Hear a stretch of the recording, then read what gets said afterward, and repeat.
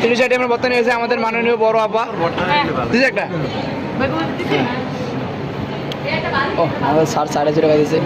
তো সবাই দেন শূন্য স্যার শূন্যতে তৈরি থেকে ভাত খাইতেছে, শূন্যতে তরিকা।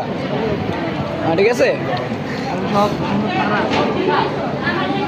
তিরিশ আইটেমের ভর্তা লয়ে আছে আমার আপা।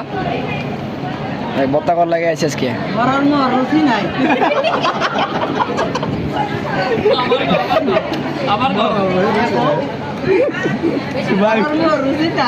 এই যে আমাদের খাদক খাদক বল লয়ে বইছে, অলরেডি 2 বল খাওয়া শেষ হয়ে খায় আর আমাদের খাদক।